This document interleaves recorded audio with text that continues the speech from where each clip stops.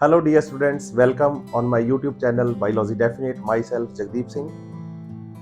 काफ़ी सालों से नीट के जो स्टूडेंट्स हैं उनको कोचिंग दे रहा हूँ बायोलॉजी सब्जेक्ट की, बायोलॉजी का टीचर हूँ। तो आज की जो वीडियो है वो बेसिकली उन बच्चों के लिए है जिनको ये लगता है कि अगर मैंने बायोलॉजी सब्जेक्ट ले लिया है तो मतलब एक ही ऑप्शन है कि मुझे नीट देना है। अब नीट की बात इसलिए कर रहा हूं मैं क्योंकि पहले क्या था कि भाई नीट से पहले ये था कि बच्चा स्टेट पीएमटीज भी दे पाता था, एक कॉमन एग्जाम जो नेशनल लेवल पे होता था सीपीएमटी या एआईपीएमटी वो भी दे पाता था। तो मल्टीपल ऑप्शन बच्चे के पास रहते थे एक डॉक्टर बनने के लिए। लेकिन अभी एक ही एग्जाम है, नीट में भी 20 लाख से ज्यादा बच्चा बैठ रहा है, बच्चों को लगता है कॉम्पिटिशन बहुत ज्यादा है, मेरा होगा या नहीं होगा। लेकिन नीट का पेपर इतना टफ तो आता नहीं, सही है। लेकिन आप सोचिए कि क्या 20 हर साल डॉक्टर बन रहा है? हम कहते हैं नहीं बन रहा है। तो इसका मतलब डॉक्टर बनना ही एकमात्र ऑप्शन नहीं है आपके पास, पहले तो ये समझिए आप। हमें क्या होता है कि जब हम 10th क्लास के बाद 11th क्लास में आते हैं तो हमने फिजिक्स केमिस्ट्री के साथ जब बायोलॉजी सब्जेक्ट चूज करते हैं हम, तो हमारे आसपास के जो लोग हैं वो ओरा ही ऐसे सेट कर देते हैं। उन्होंने 11th क्लास में आपने क्या सब्जेक्ट रखा, आप उनको बताते हैं फिजिक्स केमिस्ट्री और बायोलॉजी, और जैसे ही आप बायोलॉजी शब्द बोलते हैं अच्छा डॉक्टर बनोगे, ये वाला उनका रिएक्शन होता है। तो बच्चे का माइंड पहले से सेट हो जाता है 11th क्लास से कि अरे बायोलॉजी रख लिया मतलब मुझे डॉक्टर बनना है। आप डॉक्टर बनिए, डॉक्टर बनने के लिए अच्छी चीज, एक नोबल जॉब है, बहुत तरीके से करना चाहिए, दूसरा भगवान कहा जाता है। लेकिन जिन बच्चों का नीट का सिलेक्शन नहीं होता है या जिनका नीट में इंटरेस्ट नहीं है या डॉक्टर नहीं बनना चाहते, क्या उन्हें बायोलॉजी सब्जेक्ट रखना चाहिए? मैं कहता हूँ यस, रखना चाहिए, क्योंकि नीट ही दुनिया का अंत नहीं है। सबसे पहले तो ये समझना होगा। हमारे पास बायोलॉजी वाले बच्चे के पास बहुत सारे ऑप्शंस होते हैं, जिनमें से कुछ इंपॉर्टेंट ऑप्शंस जो कि इक्वली रिवार्डिंग है डॉक्टर्स के, उनके बारे में आज मैं इस वीडियो में बात करने वाला हूं। इसमें सबसे ज्यादा आजकल जो बच्चे चल रहा है एग्जाम नीट के बाद दूसरे नंबर पे, उसकी बात CUET, इसे कहते हैं common university entrance test. Common university entrance test जो है बच्चे, इसके बारे में आपको समझना होगा कि जो सेंट्रल गवर्नमेंट के अंडर जो आती हैं यूनिवर्सिटीज, उनके लिए ये एक कॉमन एग्जाम होता है, और फिर उसमें आप result base university wise, university के अंदर कौन कौन से अच्छे कॉलेजेस हैं उनके अंदर आप एडमिशन ले सकते हैं।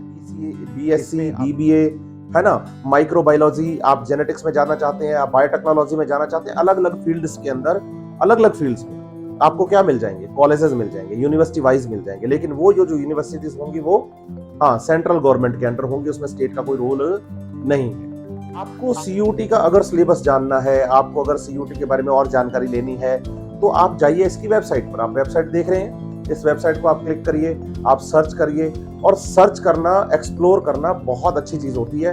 तो सबसे पहला ऑप्शन तो आपके पास CUET है, जिसमें आप मल्टीपल फील्ड्स को चूज कर सकते हैं, मतलब मल्टीपल फील्ड्स आपको मिल जाते हैं, उनमें से किसी एक फील्ड को आप चूज कर सकते हैं। दूसरे नंबर पे अगर हम बात करें आजकल के टाइम में, अगर आप बहुत ज्यादा इनोवेटिव हैं, आपको लगता है कि यार रिसर्च का काम मेरे लिए बहुत अच्छा है, मैं तो हुई रिसर्च के लिए बना हुआ, ऐसे अगर थिंकिंग्स है आपकी, ऐसा आपका इंटरेस्ट है, तो दूसरी जो सबसे अच्छी आजकल के टाइम के अंदर एक लाइन, एक फील्ड है, वो है biotechnology. All over the world biotechnology आज एक रैपिडली ग्रो करता हुआ फील्ड है, रैपिडली ग्रो करता हुआ फील्ड है। जब आप बायोटेक्नोलॉजी की बात करते हैं, आप इससे BSc बायोटेक्नोलॉजी, MSc बायोटेक्नोलॉजी करने के बाद जो फार्मास्यूटिकल इंडस्ट्रीज हैं, रिसर्च लैब्स होती हैं, हेल्थ केयर सेक्टर्स होते हैं, आप इनमें जा सकते हैं, आप इनमें जा सकते हैं।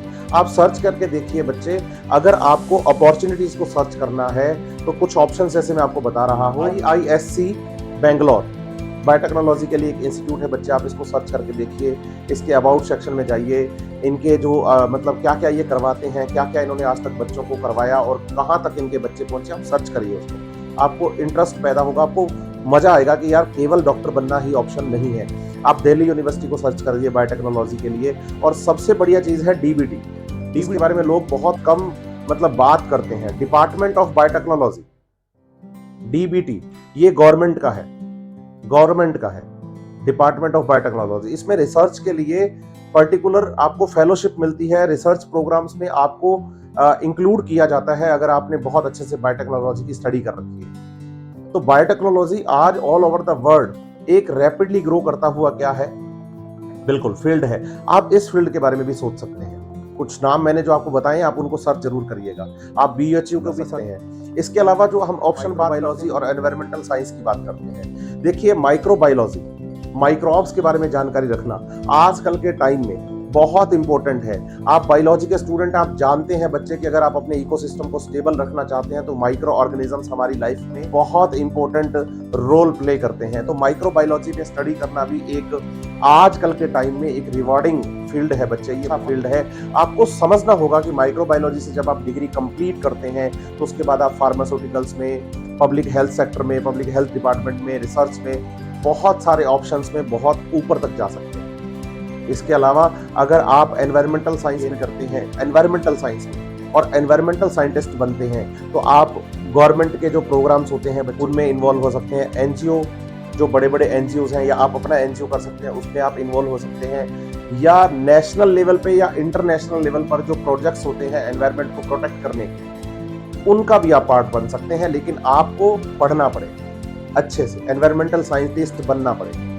बायोडाइवर्सिटी जो चैप्टर है हमारा बच्चे इकोलॉजी के अंदर, आप उसके अंदर देखिए कितना जोर दे रही है all over the world conservation पे, स्पीसीज कंजर्वेशन पे कितना जोर दे रहे हैं, वो एनवायरमेंट को बचाने की कोशिश कर रहे हैं। तो ये भी एक अच्छा फील्ड है जिसमें कि आप बहुत अच्छे से आगे ग्रो कर सकते हैं और इक्वली रिवार्ड आपको मिल सकता है। इसके अलावा अगर आप इंडिया की, मैं ये तो बातें कर रहा था ऑल ओवर द वर्ल्ड, अगर आप पर्टिकुलर आज इंडिया की बात करें, बच्चा कहता है सर मुझे तो इंडिया में ही रहना है और इंडिया में ही काम करना है, तो इंडिया के लिए मेरे लिए सबसे बेस्ट क्या हो सकता है? तो मैं बताऊं, फूड टेक्नोलॉजी आज इंडिया में रैपिडली ग्रो करता हुआ सेक्टर है, एक बहुत अच्छा ऑप्शन है बच्चे।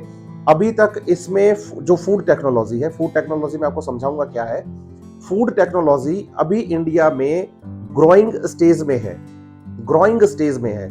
आप सोच के देखिए, एक सिंपल सा एग्जांपल देता हूं। आप मार्केट में अपने कहीं पर भी, चौपाटी पे कहीं पर भी खड़े होके आप कुछ भी खा रहे हैं, गोलगप्पे आप खा रहे हैं, आपने टिक्की खाई, तो पहले आप नोटिस करिए, कोविड से पहले या उससे पहले का जो टाइम था 2017-18 के आसपास, तो आदमी सफाई का इतना ध्यान नहीं रखता था। लेकिन आजकल आप बताइए कि जो मतलब आपने बताएं कि बड़ी बड़ी जो कंट्रीज हैं बच्चे, डेवलप्ड कंट्रीज हैं, उनको कॉपी करते हुए जब उनका फूड का प्रोसेसिंग का जो मेथोडोलॉजी है वो जब इंडिया में लॉन्च हुआ, लोगों को उसके बारे में जानकारी मिली, तो आप सोच के देखिए कि आज एक छोटा सा दुकानदार जो फास्ट फूड की दुकान चलाता है, पे कैप लगाता है कि हेयर्स ना गिर जाएं, वो भी हैंड्स ग्लव्स लगाता है पॉलीथीन वाले कि भाई सफाई दिखे सामने वाले को और मेरा कस्टमर अट्रैक्ट होता है। मैं एक ये छोटा सा एग्जांपल दे रहा हूं, लेकिन आप ये सोचिए स्केल पर, लार्ज स्केल पर जो फूड टेक्नोलॉजी है वो इंडिया में आज बहुत अच्छे से ग्रोइंग है। आप अगर इस टेक की तरफ चलते हैं, आप फूड टेक्नोलॉजी की स्टडी की तरफ चलते हैं, तो फ्यूचर में आपके लिए बहुत अच्छे दरवाजे खुलेंगे, बहुत अच्छे दरवाजे खुलेंगे। क्योंकि ये एक ऐसा फील्ड है बच्चे जो कभी मरेगा नहीं, क्योंकि जिंदा रहना तो खाना तो है। अब खाने में सबसे ज्यादा आज के टाइम में अगर कोई बंदा ढूंढता है कुछ, तो वो हाइजीन है, समझ रहे हैं। और फूड टेक्नोलॉजी बहुत अच्छा फील्ड है, बहुत अच्छा फील्ड है, और इंडिया का तो ग्रोइंग फील्ड है। आप सर्च करके देखिए आज सबसे ज्यादा इसके अलावा अगर बच्चा कहता है कि सर मुझे इंडिया में ही रहना है और इंडिया में ही अच्छे से काम करना है, तो फूड टेक्नोलॉजी एक ऑप्शन है। इसके अलावा एक ऑप्शन है फोरेंसिक। आप फोरेंसिक की स्टडी कर सकते हैं, इसके लिए एग्जाम्स आपको देने पड़ेंगे। जो बातें मैं आपको बता रहा हूँ, इनके साथ में आपको मैं वीडियोस में दिखा भी रहा हूँ कि आप कौन कौन से लिंक्स पे कहाँ जाके सर्च कर सकते हैं। आप इनको सर्च जरूर करिए। नेक्स्ट जो पास आता है बच्चे, वो फोरेंसिक साइंस का है, फोरेंसिक लैब का है। आपको ये समझना होगा कि भाई जो फोरेंसिक साइंटिस्ट होते हैं बच्चे, वो भाई एक केवल बच्चों को ये लगता है कि मूवीज में उन्होंने देखा कि वो तो क्राइम सॉल्व करने में काम करते हैं। आप बताइए नहीं, उनका बहुत बड़ा रोल होता है बच्चे, किसी भी कंट्री का जो लॉ इन्फोर्समेंट होता है उसको वैलिड तरीके से अप्लाई करवाने का बहुत बड़ा रोल होता है उनका, क्रिटिकल रोल प्ले करते हैं कि जो लॉ है उसके अकॉर्डिंग चलना, कि वास्तव में है क्या, सच वही सामने लाते हैं। एक इंटरेस्टिंग फील्ड है बच्चों के लिए। लेकिन इसमें क्या है कि भाई पढ़ाई ज्यादा है, मेहनत ज्यादा है, इसलिए लोग बहुत कम इसकी तरफ जाते हैं। लेकिन फोरेंसिक लैब भी एक बहुत अच्छा ऑप्शन है आपके लिए। साथ ही साथ मैं बात करूंगा आपके साथ बच्चे, आप बताइए कि जब हम फार्मेसी की बात करते हैं तो फार्मेसी में बी फार्मा, एम फार्मा आपके दिमाग में आता है। बच्चे को लगता है मैं बी फार्मा करूंगा, एम फार्मा करूंगा तो करूंगा क्या, दवाइयां बेचूंगा। आपको ये ऐसा लगता है कि आप दवाइयां बेचेंगे, लेकिन आप ये समझ के देखिए कि आज हेल्थ केयर सेक्टर में बहुत ज्यादा डिमांड है एक एक्चुअल सही सटीक दवाइयों। आजकल अगर आप लोगों को बातें करते हुए सुनेंगे तो आपको लगेगा कि यार फार्मास्यूटिकल्स जो है ना वो सेक्टर ग्रोइंग है, सच में ग्रोइंग है। आप ये सोचिए कि अगर आप बी फार्मा, एम फार्मा करते हैं और बी फार्मा, एम फार्मा आपने कर लिया और उसके बाद आपने किसी अच्छी कंपनी से या किसी अच्छे सेक्टर से एक्सपीरियंस आपने ले लिया, बाद आप अपना सेटअप खुद लगा सकते हैं, आप अपने लिए खुद बिजनेसमैन बन सकते हैं, आप लोगों को, कितने लोगों को आप रोजगार दे सकते हैं। तो बी फार्मा और एम फार्मा भी एक बहुत अच्छा ग्रोइंग सेक्टर है इंडिया और ऑल ओवर द वर्ल्ड दोनों के लिए। तो आपको ये समझना होगा कि नीट ही हमारे पास ऑप्शन नहीं है। नीट के अलावा हम जा सकते हैं CUET की तरफ, हम जा सकते हैं बायोटेक्नोलॉजी की तरफ, हम जा सकते हैं माइक्रोबायोलॉजी की तरफ, हम जा सकते हैं एनवायरमेंटल साइंस की तरफ, हम जा सकते हैं फूड टेक्नोलॉजी की तरफ, हम जा सकते हैं फोरेंसिक साइंस की तरफ, हम जा सकते हैं फार्मास्यूटिकल्स की तरफ। तो आपको ये समझना होगा बच्चे कि आज की इस वीडियो में जो मैंने आपको सेक्टर्स बताए हैं, मैं टाइम कम ले रहा हूँ कि भाई बच्चा इसको खुद सर्च करे, एक्सप्लोर करे। अगर आपको किसी भी तरह की कोई प्रॉब्लम है, कहीं पर आपको लगता है कि सर मुझे क्या करना चाहिए, मेरा ये चल रहा है वो चल रहा है, तो आप मुझे डायरेक्ट कॉन्टेक्ट है, आपको मेरा व्हाट्सएप नंबर स्क्रीन पे दिखाई दे रहा है ना। आप ये याद रखिए बच्चे कि किसी एक चीज को पकड़ के चलना बहुत जरूरी होता है, ये सच बात है। एक के साथ सब सदे। आपने अगर नीट डिसाइड किया तो आपको नीट करना है, ये सच बात है। लेकिन आप ये सोच के देखिए कि बच्चे जब आप 12th क्लास करने के बाद 2 साल 3 साल 4 साल 5 साल आप केवल नीट के बारे में ही सोचते रहते हैं, तो आप सोच के देखिए कि इन 5 सालों में आप कहाँ होते। इसलिए आपको मैं कह रहा हूं कि जो बच्चे अभी 12th क्लास में हैं, जिन्होंने 12th पास कर ली है, इस बार का नीट का एग्जाम देंगे, आपको बहुत अच्छे से मेहनत करनी है नीट के लिए। लेकिन अगर नीट में सिलेक्शन नहीं होता तो नीट ही केवल ऑप्शन नहीं है, आपको समझनी पड़ेगी। मैं नीट का ही एजुकेटर हूं, ये सच बात है। मैं ये जो वीडियो बना रहा हूं, ये वीडियो मेरे ही स्टूडेंट्स के लिए है। लेकिन उससे क्या है, बच्चे को लगता है कि सर आप अपने ही फील्ड के बारे में ऐसा बोल रहे हैं। मैं ऐसा नहीं बोल रहा हूँ, मैं ये बोल रहा हूँ कि मैं एज ए टीचर मुझे उस स्टूडेंट के बारे में सोचना है कि उसका क्या चल रहा है। अपना इंटरेस्ट पहचानिए, आपको क्या करना है। और दूसरी बात, जो बच्चे अभी 12th में हैं, वो हमेशा फील्ड चूज करने से पहले उस फील्ड को एक्सप्लोर करिए। आज इतने सारे ऑप्शंस हैं आपके पास, इंटरनेट है आपके पास, कंप्यूटर है आपके पास, मोबाइल है आपके पास, आप बैठिए, एक्सप्लोर करिए, टाइम दीजिए। केवल इंस्टाग्राम पे और फेसबुक पे वीडियोस को स्क्रॉल करने पे मत जाइए। तो आज की वीडियो में मैंने आपको बहुत सारे ऑप्शंस बताए हैं। आप रिसर्च में, इनोवेशन में, फूड टेक्नोलॉजी के अंदर, फोरेंसिक साइंस में बहुत सारी ऐसे बच्चे लाइन्स हैं जिनके अंदर आप जा सकते हैं। आप सर्च करिए, आपको पता चलेगा। अच्छी लगी है आज इसे लाइक करिए, वीडियो पर कमेंट्स करिए, और साथ ही साथ इस वीडियो को आप शेयर जरूर करिए उन लोगों के साथ, उन पेरेंट्स के साथ भी जो अपने बच्चों के लिए आगे सोच रहे हैं कि उनको क्या करना चाहिए। बहुत सारे बच्चों को पता नहीं होता कि भाई कौन कौन से फील्ड हैं जो मुझे सर्च करने चाहिए। आप शुरुआत यहाँ से कर सकते हैं, इस वीडियो से कर सकते हैं। कम टाइम में मैंने ये वीडियो बनाने की कोशिश करी है। Best of luck.